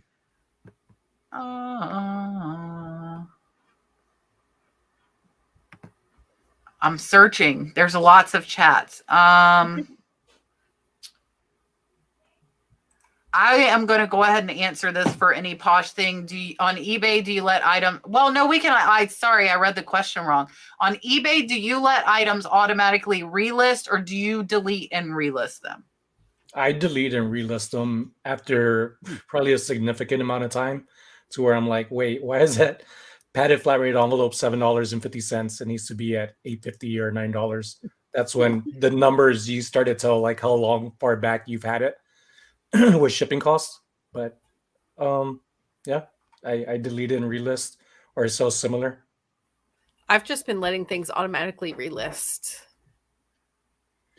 Yeah, I do the same thing. I usually per item, everything will automatically relist. I don't mess with it. If I'm on like the Stairmaster and I need to boost some sales up, like I haven't had sales in a while, I'll go ahead and like delete some, and then I'll go ahead and sell similar, and then you know what I'm saying, I'll mix it up there. But other than that, I don't delete and relist things on a regular basis. And I do not do it at all. My main thing is, if you delete and relist, you don't really know when you initially listed it, unless like you put in the SKU. You could maybe put in the custom SKU when you listed it. So I want to know how long it's been on eBay. And if I delete and relist, that's refreshing that listing, and which might help it. But then I don't know like how long, like I like to see like how long it's been on the site. And that tells me how much I want to offer them for their like offer when I send it. Has anybody had this? I know Josh did a video about it. Have any of us found that eBay deleted some of your listings without telling you? Because Josh found about 100 that just disappeared off of eBay. Every time I see comments like this, whether on YouTube or Instagram or TikTok, I automatically go look at my numbers because I'm on it often. And I haven't been able to find anything that's been deleted. I haven't had that issue yet. Yeah, I'm probably not a good enough seller to know. I found one the other day, not 100% sure that I didn't accidentally delete that. So I don't really know. So, and I don't really I really don't know if I would know until I found something, looked at it, and was like, hey, is that still on there? And I've done that before. But other than that, no. I would know 100. Like if that was 100 they lost, I know my numbers enough that I would see 100 drop. I know exactly what I'm at each day. So I Right. know I'm at 1612. If I wake up tomorrow, I'm at 1512, then I would be like, whoa, where'd my 100 listings go? Yeah. One or two, and I probably haven't wouldn't. noticed any. I think I'm like Julian. Like I know, like I watch where my listings are at, and I would definitely like, especially if it dropped like that fast. I definitely think I would miss it. Okay, this question is on my phone because Buck Mountain Adventures sent me a screenshot of them asking question before where I'm at. So I'm going to tell you guys because I have a screenshot in front of me. Not all the comments are coming through to StreamYard. And we have over 500 people here, so there are a lot of them.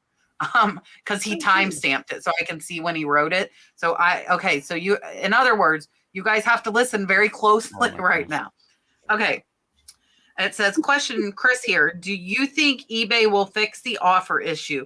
On Mercari, and this is the same on Poshmark, when a buyer makes an offer and the seller accepts, the payment is made then. Do you think eBay will go to this system also? I'm answering this. I wish there was a couple of things that platforms were the same or alike in similar ways, like very similar. Like Dale talked about the shipping costs with Poshmark. I wish eBay would work on something like that, and all of them's. But it's their antics of what they're doing. But I wouldn't know how it would work on with that question. I do.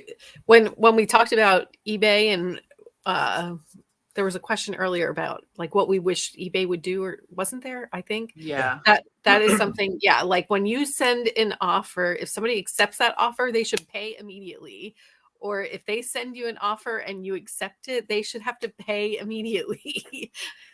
So I don't know if they're going to be doing it, but I would love if they did. Aren't they working on that?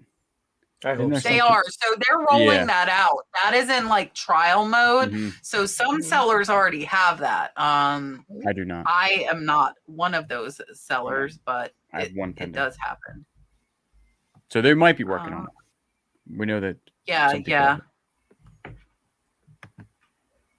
I'm hunting. Karen wants to know any tips for Poshmark. I've had a hard time selling, have over 5,000 in my store. I've tried everything. I think all of us have sold somewhat on Poshmark. So like is there something different from eBay than Poshmark that you could offer to them? I'm not on it to really answer that. Yeah, I mean, you definitely you have to be sharing and sending offers. Like I find that when people like something on Poshmark, I'm sending offers like almost immediately. So I think you really have to be like on top of it because like while they're in the app, send the offer. I did that same thing when I was on Poshmark. If somebody liked it, I immediately sent them an offer. And I kind of do that on eBay too. When they watch it, I immediately send them an offer. But other than that, Poshmark, for some reason, I always made my pictures more pretty with Poshmark. I always made them look like better. Like eBay, I'm okay putting just but Poshmark, I usually had them pretty well manicured up there. They looked pretty good. Yeah, they were top notch. If I did that for eBay back in the day, it'd probably be way more money. Not anymore. Not anymore. We're done with that. I use the share, like Dale said, like to share it when I remember, but I was still getting sales when I hadn't shared for a month. So I would say one of the big things, and I was talking to one of my coaching students about this yesterday, like she had 3-word titles. So Poshmark's just like eBay, put a descriptive title, put the color, put what it is, put what it could be used for, and use all of those characters that Poshmark is giving you. And 2 would be your photos. If your photos don't look good, your stuff's not going to sell. If you want, like I said, we're doing the store reviews Monday for the members, and we can look at Posh Closets in that too. That's in just my $1.99 membership. So if you wanted to join that, we could take a look and see if there's something, because a lot of times there's something that doesn't stand out to you, but when somebody else looks, they're like, here's your problem, this is what it is. So that is definitely an option. This overstuffed house, if you all are doing photos on your phone and listing, do you go back into eBay to do the item specifics on the computer? Most of what I do is on my phone, unless I'm drafting, like say at night, where I just want to get off my feet rather than being in the garage taking photos. I mainly do it on my phone 90% of the time. Yeah, so you can list entirely from your phone. You don't have to go back into eBay on a computer to do item specifics. You can do it all from your phone. Yeah, I do 100% from my phone. The only thing I'm doing on the computer is when I bulk edit items. Like if I change shipping handling or something like that, like something's going on, like I did that during fourth quarter, or other things, promotions, I can bulk edit. Yeah, I can do all that on the computer. But if I'm listing, 100% from my phone. I've never listed an item on eBay from my computer. Well, you can do the SKU from your phone too. So my answer is no. I do everything listing wise on my phone. You can do everything. The only thing I've noticed missing on a phone is like where it says condition and you put like used or new other, that little box with the details. That's only on the computer, but everything else is on your phone. And so for me, as far as eBay and computer, I print my labels from the computer. I put my sales on from the computer. And lately I've only been sending offers from the computer because I've been doing that tiered offer level and I want to see how long it's been listed, which I can't see easily from my phone. So I'm doing like 2 months, I'm giving them 10%, like 3 to 6 months, I give them 15. And then I go to 20. And then if it's been here over a year, I go to 30% off. I'm like, I want it gone. Just get rid of it. Yeah, it's more like managing your items is easier from the computer. I'm trying, I'm trying to like let it go. I want to say hello, Drew from Profit Monsters. Drew, I told you I was in there and it was a fun life. And listen, and Joey doesn't know this, and I haven't seen Joey in here tonight, but every time I'm like all hyped up about something, I tell Dale, I'm like, I hear Joey in my head. Let's go. Like I can hear Joey. Joey is in my head. Like, let's go. Every time I'm like, it's all Joey.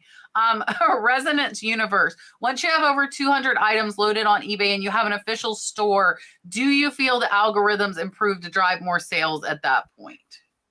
I noticed after 100, the difference of sales coming in, but then that's when again I started learning more about the sell-through rates and having things come in faster that way, because you could have 1,000 items and I have 400, like on average 400 to 420, and I see people mainly on TikTok that are like negative, like I have more and I sell more, but it doesn't mean because you have more you make more than somebody.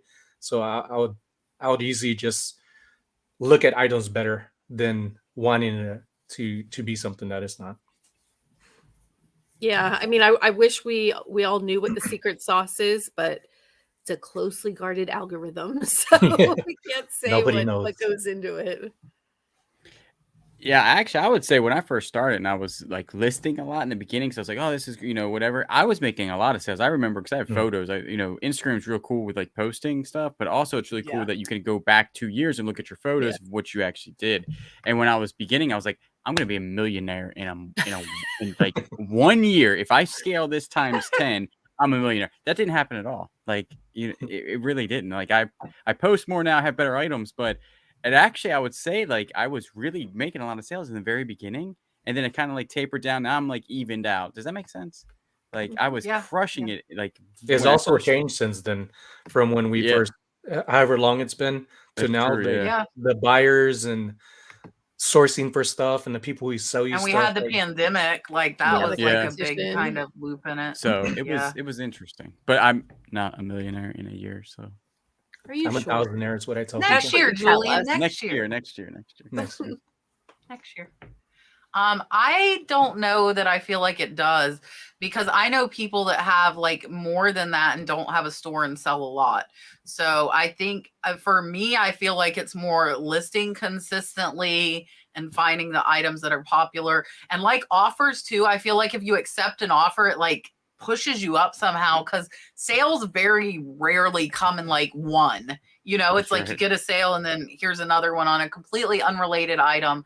So I feel like getting sales like drives you up in the algorithm to get more sales. So that's why, like, if I'm having a slow sales day and I get like a halfway decent offer, I accept it, because I'm like, okay, maybe this is going to be like what it takes to get me some more sales. Is anybody on Etsy but me? No. Okay, so this is to me. Do you promote on Etsy also? My sales skyrocketed after I began to promote there. So I do. I do. And I have, like I said, I think we're probably over $2,000 in sales on Etsy. And this is like our first month on Etsy, really. I had a $600 sale last night that went out this morning. And here's the funny, like I told my mom, like, don't put clothes on there. And then like I look at Etsy, I have a sale and it's capris. I'm like, okay, well, I told her not to, but they just sold. So what am I going to say?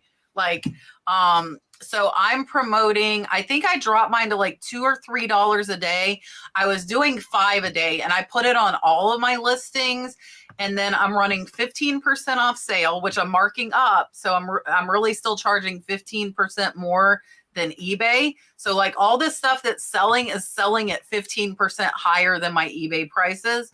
And then I have it set up on Etsy where you can, like, if they like your item, it sends them an offer for 20% off.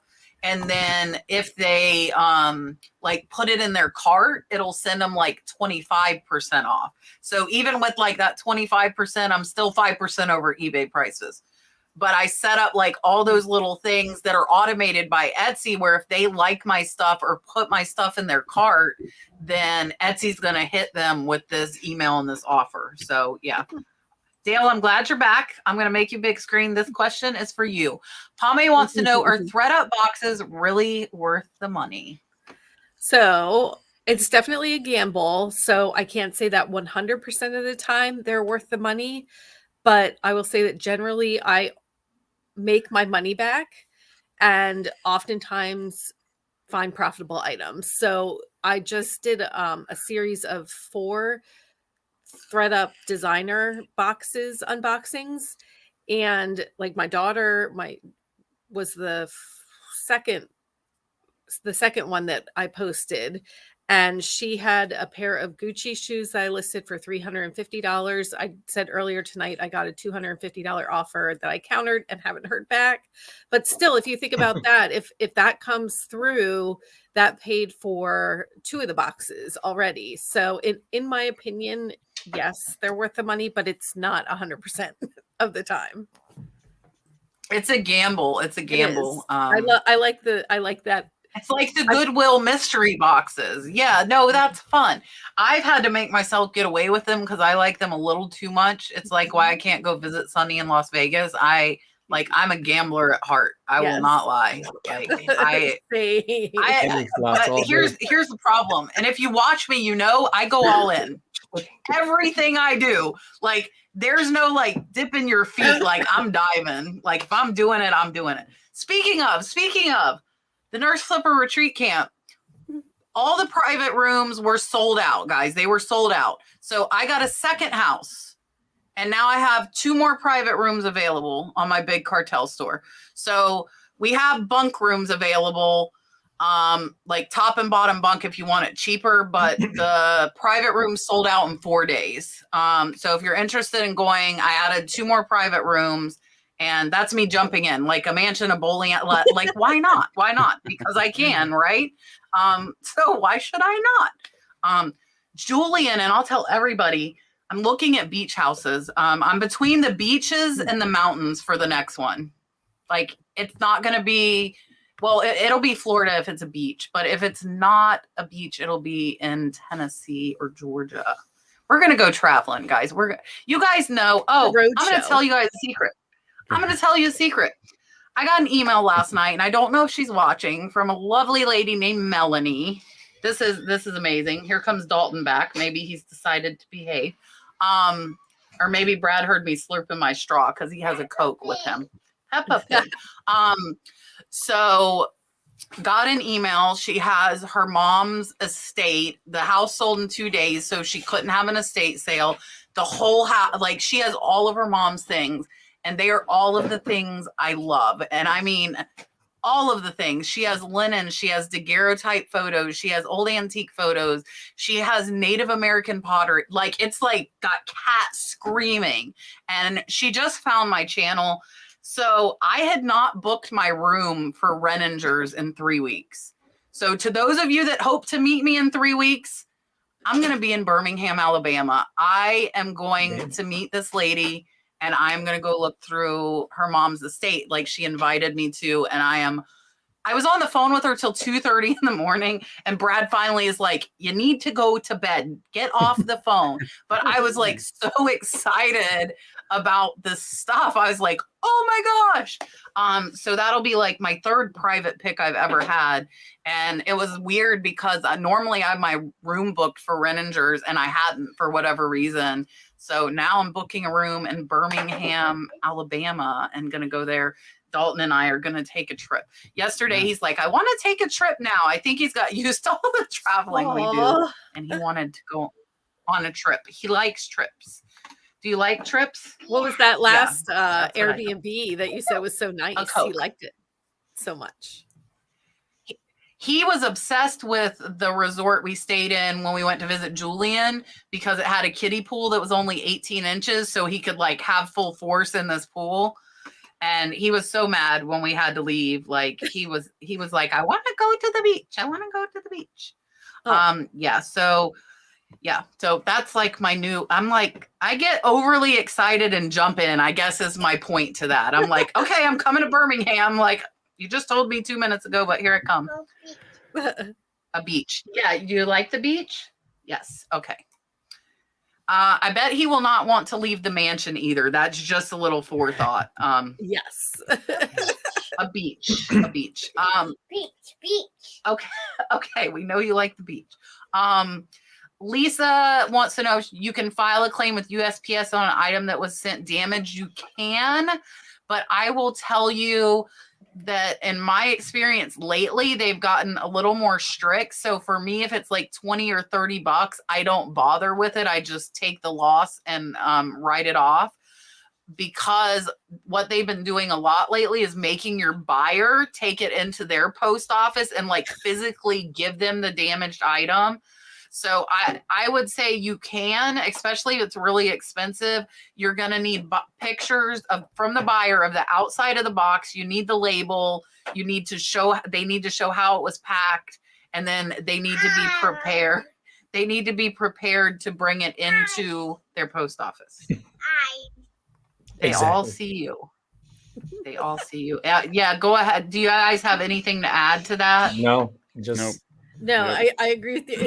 It's so irritating how they make the person who received the item take it in, because they're usually like, oh, this is damaged. I'm just going to throw it away. And they're like, oh, sorry, I threw it all away. Like, I can't take it to the post office now. It's like, but I'm not going to get my money back. Daddy zipped your jacket too high. I'm sorry. Thank you. You're very welcome. Anything to add, Julian, on filing the claims, or no? Nope. Okay. Diane wants to know, do you measure your shipping box when you're listing or before shipping? I do mine when I'm shipping it. I don't do any pre-packaging. And the reason why I check is, for example, I often get a lot of order for hats, and I use so-called 8x8x8 hats, but sometimes they'll be under like 7 inches, and they don't always match the measurements.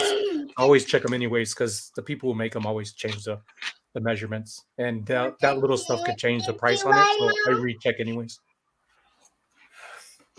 Yeah, so I do, like, especially for like larger items, for littler and lighter items, I'm not so worried about it. But for the larger, heavier items, I at least get like a good understand. I might not have the exact box, but I know it's going to need at least this much and leave a little bit of room for, bubble wrap and whatnot. Mm. Yeah, the only time I'll measure in a box if I think it's going to be going into that oversize, and kind of what Dale just says, I definitely measure, like, it depends on how breakable it is, 2 inches, 3 inches. It all depends on whatever's, per side. But no, usually if it's a smaller item, even if it's going priority and it's under that, what I think is going to be a oversized package, I don't measure it until I'm actually packing the order. Yeah, and I'm the same way. If it's under 12 by 12 by 12, it doesn't matter when you're listing or when you're packing because the price is the same. If it goes over, then that's when you need to make sure you have the dimensions, because 2 inches could mean $20 extra in shipping. So like I use a lot of 14 by 14 by 14s for a lot of my breakables. So those I know, like, okay, I'm going to put that in a 14 by 14 box. That I would put in because I want to make sure the buyer is getting charged for that oversized box so that I'm not losing a ton of money on shipping. Patty wants to know what, and this is a good question. Like I'm interested to hear how everybody handles it. What happens when you comp something and list it, and several months later, the worth price has either gone up or down? I have almost 2,000 listings and can't be checking them all consistently. Has either gone up or down. I catch every once in a while finding items that actually have gone up in value, and for some reason somebody hasn't picked up off of mine. So I usually cancel that order, and I can't remember who told me. It might have been Arcade Treasures who mentioned it in his videos. Said you never want to add the price on that actual listing to go up, like his pet peeve. So I've deleted the listings, relisted it, and did it that way. So that way it's fresh. And that for other items that have been less price, I would just lower it just a little bit. And sometimes that helps, lowering it about $4 or so, depending on what your item is. I've noticed things sell super fast right afterwards. Not for everything, but for quite a bit of stuff. Yeah, so I would say it's definitely like a do what I say and not what I do. Because I would say like it would be good to get on like a schedule of like review the items that you listed say a year ago and like reevaluate them. So and then it won't be so overwhelming because you'll just constantly do like this month you'll work on last February and next month you'll work on last March. And if you get into like that kind of a habit, I think it'll make it manageable. But I can't say I'm currently doing that. Yeah, I don't do this at all. If something happens in the world and I have something that correlates to that, like something happens and I have like an item that directly correlates to something of that sort, if that makes sense, like something happened and I have something, I'm going to go ahead and then do what I have to do to fix that price of that one item, most likely, because I know I have it in inventory. But other than that, I don't check none of my stuff. Like I don't see my stuff rising and falling a whole bunch. Now falling, I would see, and then I would catch that when I just look at my listings. And if they're super, like some hasn't sold in a while, then I'll go ahead and just drop the price down. But nothing with stuff like adding prices. I mean, gaining value. That's a tough one. So I have almost 4,000 and I do not, I don't check them because if the value goes up, somebody should buy it. It shouldn't still be sitting in your store because you'll have it underpriced. If it goes up, that's where I'm starting to look at that stuff that's been in my store for over a year. And I send them, when I get eyes on it on that send an offer, I'm sending them a very, like if I had stuff that was 2 years, I would very seriously consider a 50% offer to get rid of it. Because for me, most of my stuff's bought in lots that are in the profit in the first month. So even though I've had it 2 years, really it's sitting here like it's been paid for by something else in that lot. So I don't worry about it. Michelle wants to know if Dale and I were friends before we started selling or after. We met because of it. So Dale and I met when our channels were both small. And then I got to meet Dale in person last year when I went up to meet Jocelyn, Crazy Lamp Lady, Dagny, and Dale. We went to see all three of them. And I am going in March again to hang out with Dale for at least 4 days. So it's crazy. It's in like less than 2 months now. I That's will be great. going and hanging out with Dale again, which will be fun. And Dalton comes with me everywhere I go. If you haven't been watching me, I will randomly drive 14 hours to Pennsylvania. Like I just and luckily Birmingham's only 7 hours. I'm like, oh, 7 hours? Okay. Like I'm there. Like 3 weeks, I'm gonna be there. And he does very, very well in the car. Like we drove 14 hours from Pennsylvania straight through home, and he did great. So he loves our trips, which is good. That's I think awesome. he's past the point to where he might not. So I think we're okay. Michelle, I would say, she said she's looking for flipping friends. In this chat, like I know this chat, my members chats, like a lot of the people in like my membership, like have met and went thrifting because they live in the same area. And then like Death Pile Destruction too. Like I see like friendships forming all the time. So these chats are like a great place. Like ask people where they're from, and then there might be people close to you. And yeah, you'll find people, and even in the comments, I see people. Oh, do you go to like? It's so weird. It's Or so weird. Instagram. Yeah, we could do that now if everybody in the chat would say where they're at. Might have somebody next to you. Yeah, then you might find a new thrifting friend for sure. Yeah. I saw. And so, yes. I don't. I Oh, was go gonna say ahead. Sonny's Las Vegas, right? Yeah. Yeah, and as Kat said, I'm Pennsylvania. Julian I is am Myrtle Beach, South Carolina. yeah, and then And Kat's I'm in North Florida, in the middle of nowhere. I'm an hour from Gainesville and an hour from Ocala. There you go. So yeah. Joseph Jock says, have you ever been prompted to ship to Kentucky on eBay International Standard? I've only done a few.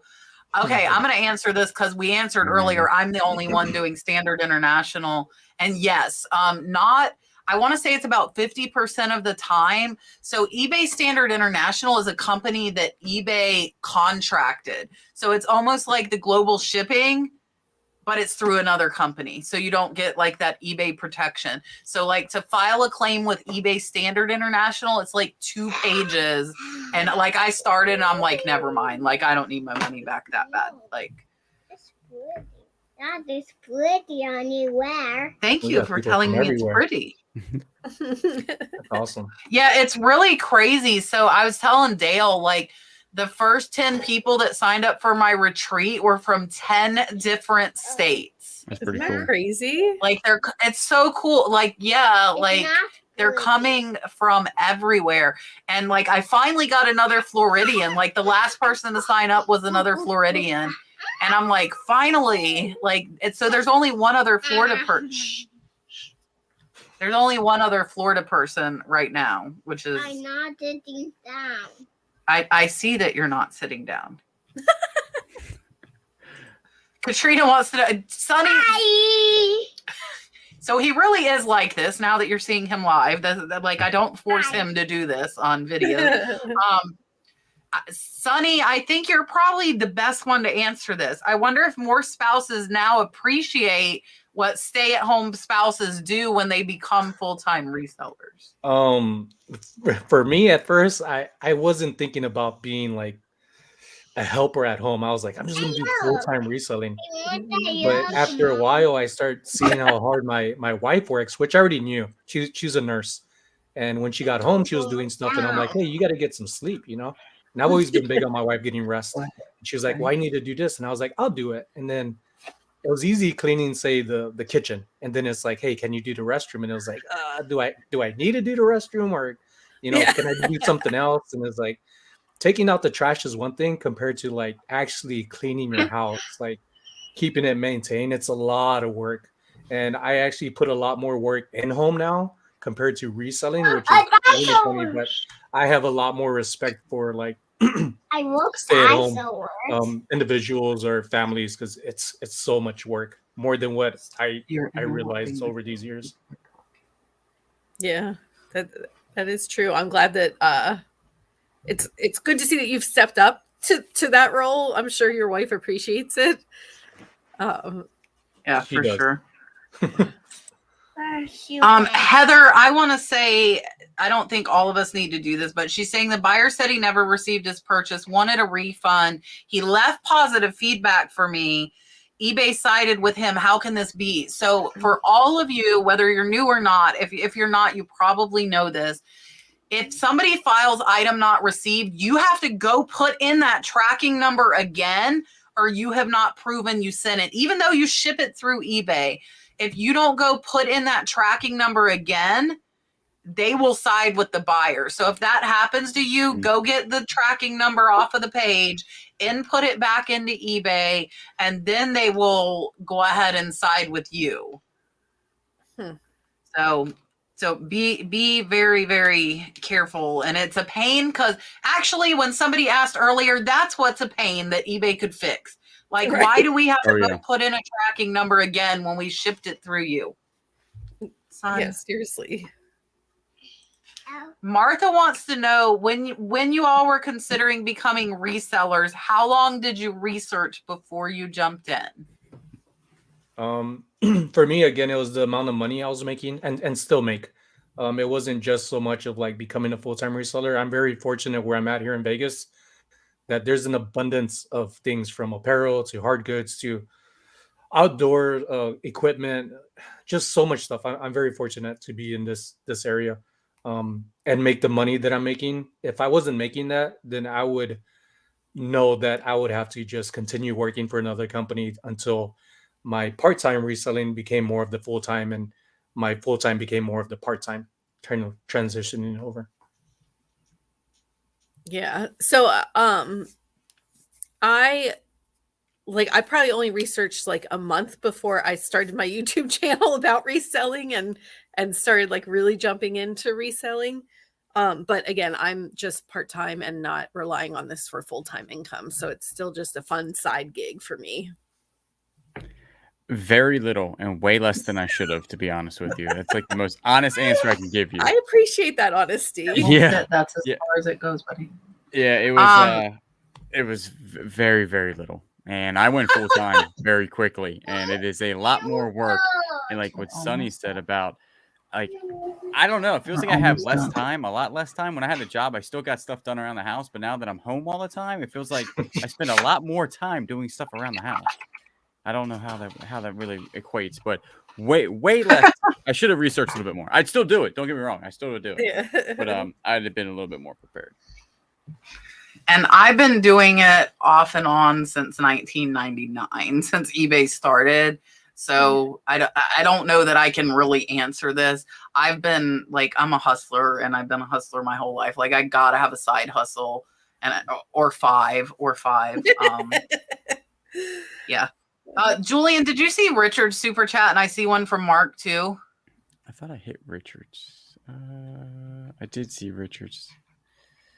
1 second. And Wendy, I see your question. I'm going to get you a link for what I use to share on Poshmark. There's Richard's. Thank you. All right, Dalton, are you ready? Look, Richard sent you a dolphin. You want to come look? Are you ready? No. Super chat. And we got one more. Now he says no. He's like, no. Okay, Mark, you remember Mr. Mark who helped you make a fire? Mark did send you a dolphin.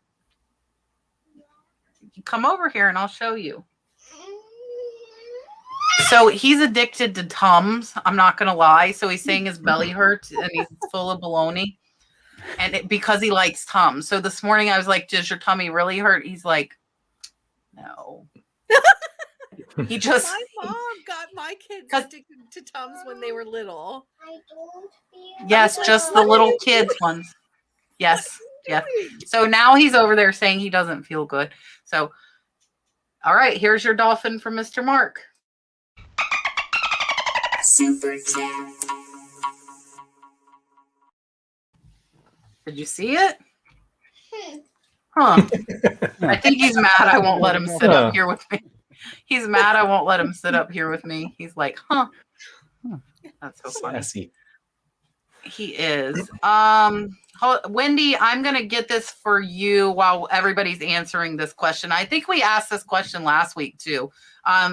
Rob and Carla both asked the same question, pretty close to each other. Has anyone been able to use the insert video function on eBay? Not yet. I actually just switched back over to the classic version, which I'm very glad that it's very easy to just top right corner, 3 buttons, switch back over to classic or switch back over to the video version to add this. I haven't done it yet to answer your question, but here either tomorrow or the day after I am, because I have electronics, and I think that's a very good option just to keep it simple. I'm not going to try to do too much. I'll probably edit a video of like the DVD VHS combo player accepting it, a video playing from when it's in there, just something simple, not being too much, because the more you put out there, especially like in the descriptions, people start to nitpick everything. So I'm going to keep that in mind and keep it simple. Yeah, that's good advice. I have not used it yet. I haven't used it either. Can you do that on your phone? Like you can add the videos on your phone? I haven't noticed the difference on the phone. I've just noticed it on my computer. That's good question. Yeah, I had no idea. No, I haven't used it. I'm thinking that, but you're right. Electronics would be perfect. I have a whole bunch of like old vintage stuff, but even like the shutter fall on a camera, just to show that it does actually function, would work, would be pretty nice. So yeah, I've seen people say it like with like toys, you know, like just to show that they work. It would be nice to have it on your phone. You could just record it real quick and then put that as one of the.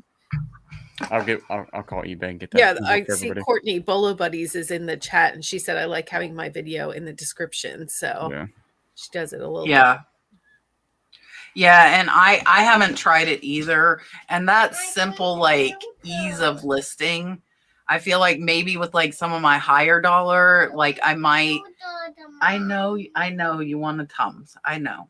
We're almost done, buddy. We're almost done. We're gonna answer 2 more questions, okay? And then we'll go inside. Hold on. I'm looking for the last 2 questions. Who's it going to be? Where? So, Paul, for List Perfectly, I list from eBay and then I put it into List Perfectly catalog. Do any of us list in List Perfectly? No, I don't. Only eBay. I like to sell similar on eBay, so I do sell similar, do my listing, and then I put it into my catalog, and then I put it out to the other platforms that I'm going to. Yeah. Are you saying this is the last one? Last question. This one, and we'll do one more. Diana said, you'll survive, I promise. Yeah, listen, we chat at like midnight. I know you're a late night like me, even when we have to, like, I have to be up at 5. That's Miss Diana. That's Miss Diana. That's too early. That's who that is. It's very, very early. She said she'll be starting selling on Etsy and Poshmark. Can you research sold items on these platforms? Does anybody know how to do this? Don't use them. Yeah, on Poshmark you definitely can. You can like do, when you're doing a search, you can toggle to flip it from available to sold. So you can do it similar on Etsy. I'm not sure. I think Etsy's hard. Brad was actually researching because he's going to start his woodworking up again soon. And like, it's not easy on Etsy, but I think there are a few videos out there on how.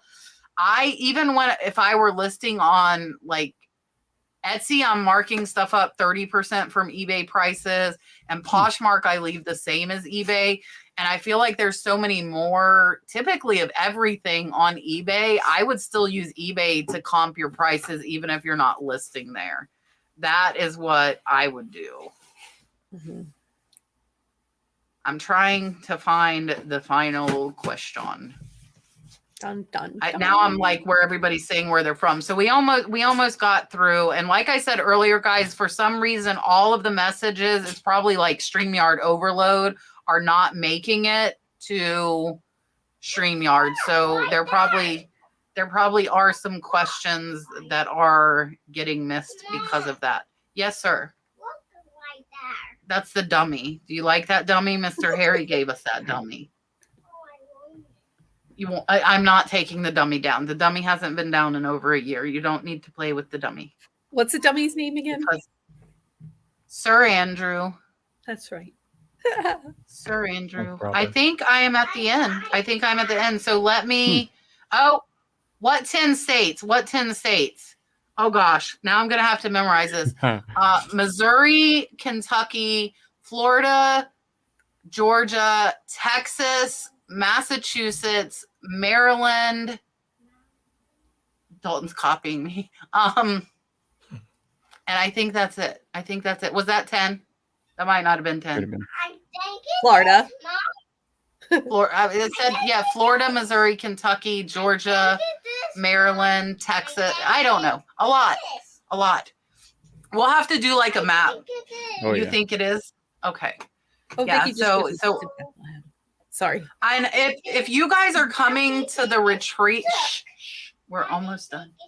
I'm sorry, Daddy Pig is stuck. Shh.